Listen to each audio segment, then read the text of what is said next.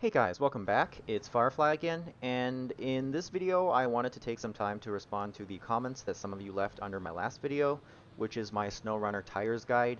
First of all, so much positivity in the comments, guys. Thanks a lot, it means the world to me. It is my fourth Snowrunner video ever, so it's high praise coming from any of you.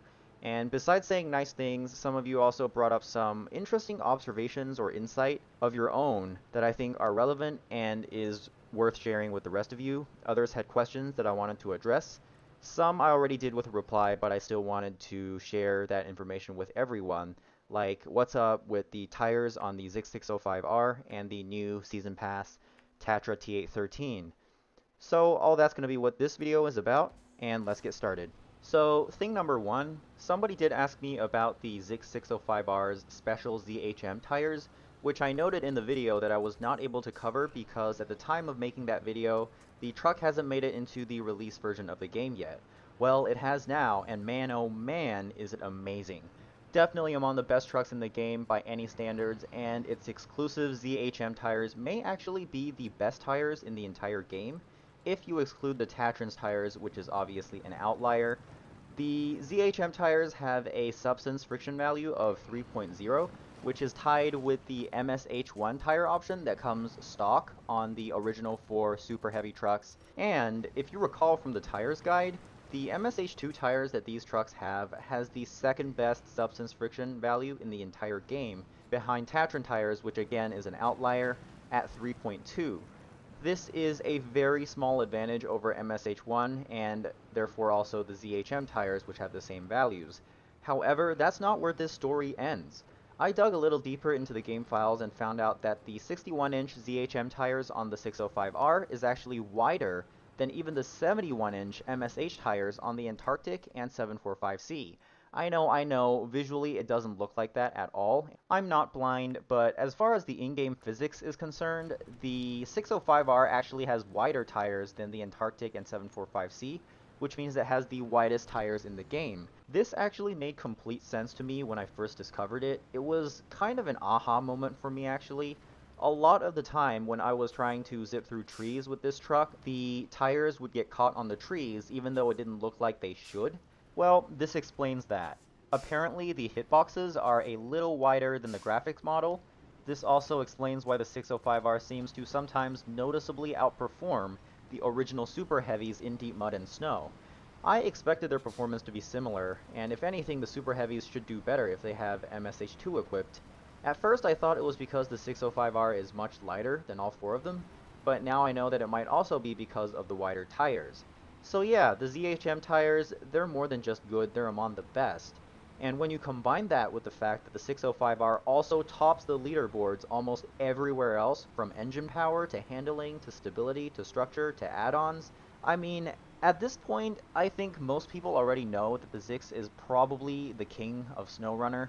What fascinates me is just how much better it is compared to everything else, which might actually be a decent topic for a future video. Although, if that's the case, I suppose I should stop talking about the Zikz 605R for now, so let's move on to talk about the Tatra T813 that seemingly popped out of nowhere. Those of you who bought the Year 2 Season Pass will know that the last update added 2 new trucks to your truck storage, the Tatra 805 and the Tatra T813. The 805 is cute, it kind of looks like a duck, but in practice it's basically an Action without the autonomous winch. Everything else is almost exactly the same. I don't use the Action much to begin with, so I'm not really that excited about this truck. I just don't think there's much purpose to using this kind of mini truck, even though sometimes it can be kind of fun and hilarious. The Tatra T813, on the other hand, is actually really impressive and quite practical. It's the lightest truck in the game that has access to the Russian Super Heavy engine set and the advanced special gearbox, which gives it an insanely high power-to-weight ratio and excellent fuel economy.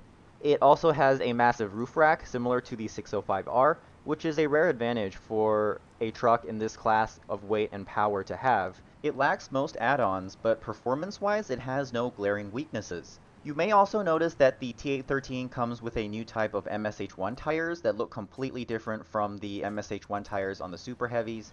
These are new and actually not exclusive to the T813. I know that because they are already available on 2 other upcoming Tatra trucks currently being tested on the PTS. So the question is, of course, are these special MSH I tires any good compared to the regular MSH Is and the ZHM tires? Because if they are, then that would complete the picture of the T813 essentially being a downsized 605R, since they have the same engine set, same gearbox set, they're both 8x8 with twin front steering and have a massive roof rack, and that would make the T813 pretty good because the 605R is pretty good. Well, unfortunately, the tires are not as good as you might assume. They do actually have the same friction values as the regular MSH Is and ZHMs, but the 50-inch ones on the T813 are way narrower, which means that they offer less contact area with the ground. This checks out with my experience too. I have the T813 itself. I've spent quite some time driving it, and its performance in sticky situations is nowhere near as good as the 605R. I actually wondered why, since before I discovered the difference in tire width, all I knew was that the tires had the same friction values, and the trucks were similar everywhere else, as far as I could tell. The tires are still quite good though, compared to regular options like the OHS2s or MSH Is, both of which the T813 actually has access to, but there's absolutely no reason to run them over the special MSH I. The only thing you should ever bother running over those MSH Is are the chains if you need to climb ice with a heavy load on your back, and yes, the T813 does have chains, which is actually something that the 605R doesn't have. So yeah, overall the T813 is definitely not just a downsized 605R. Even without the difference in tires, it's nowhere near as stable as the 605R, and its turning radius is also noticeably worse. It also has way fewer frame add-ons.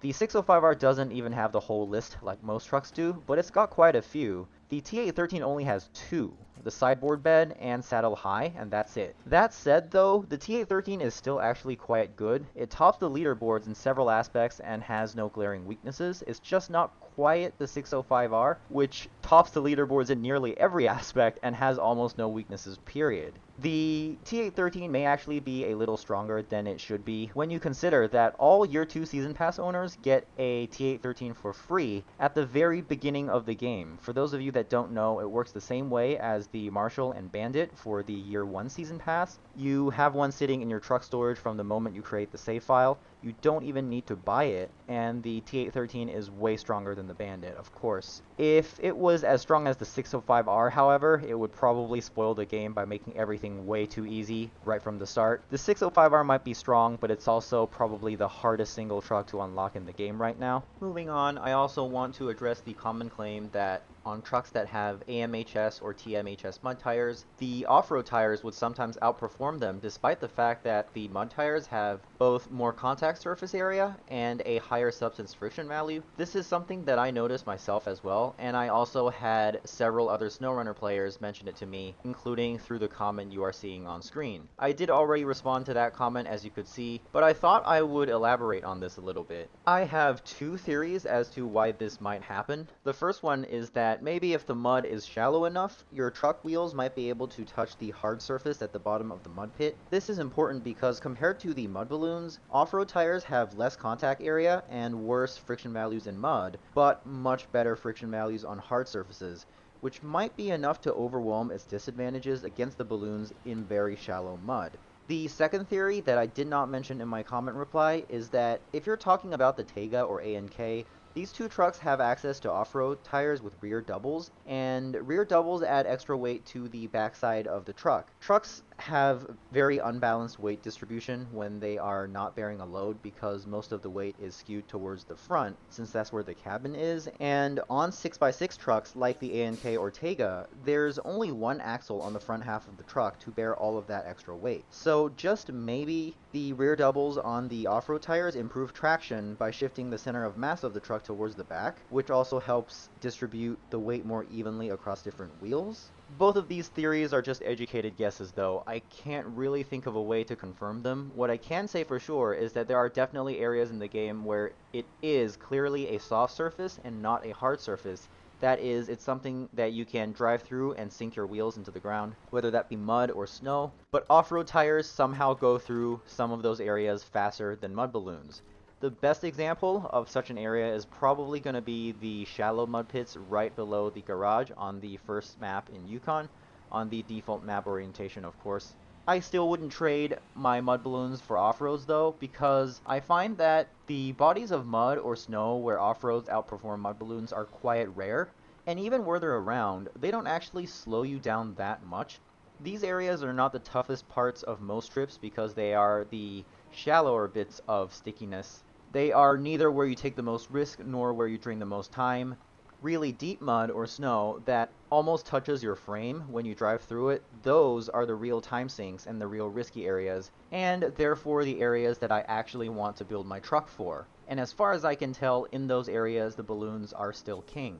The last topic that I want to touch on in this video is wheel weight, or more accurately, wheel mass. This is because somebody called Anchor left this comment suggesting that wheel mass plays a role in how the game calculates traction. Prior to seeing this comment, I've actually never thought about how wheel mass might affect traction, so I decided to investigate. Unlike Anchor, I was not able to find any obvious evidence of wheel mass affecting traction. I even tried the exact thing of changing the mass of medium wheels from 100 kilograms to 10 kilograms, and then testing out the bore, because that's what Anchor said proved to him that there was a relationship. For each class of tires, there are two places where you could change the mass attribute. I tried changing one, the other, or both from 100 kilograms to 10 kilograms. The first combo didn't make any difference as far as I can tell, and the other two, well, let's take a look.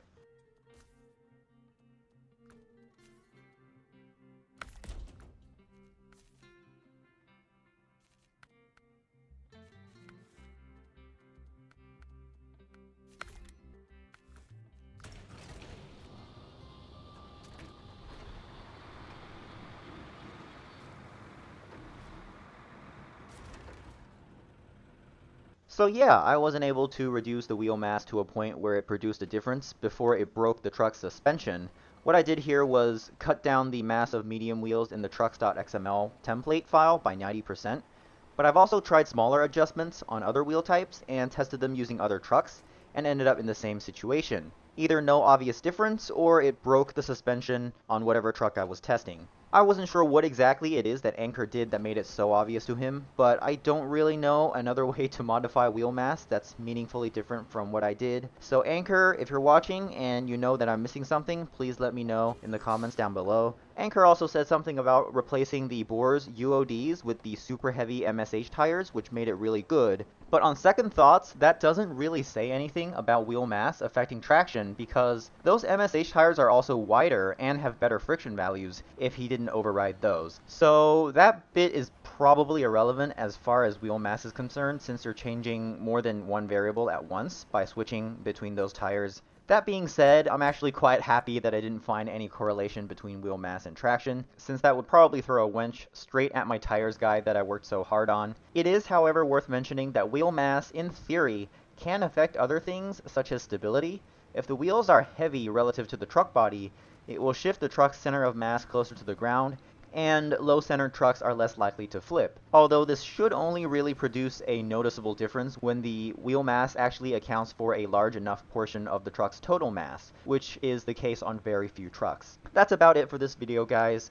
I know it's kind of funny that this follow-up video came 2 months after the video that's being followed up on. I wanted to make this video since around 2 weeks after, but got distracted by numerous things, and also my headset broke and I had to get a new one. Some of you might be able to tell. But hey, I'm back, so if you want to see more Snowrunner content, stay tuned. The next video is going to be about engines, and then probably one about gearboxes, so I'll see you soon.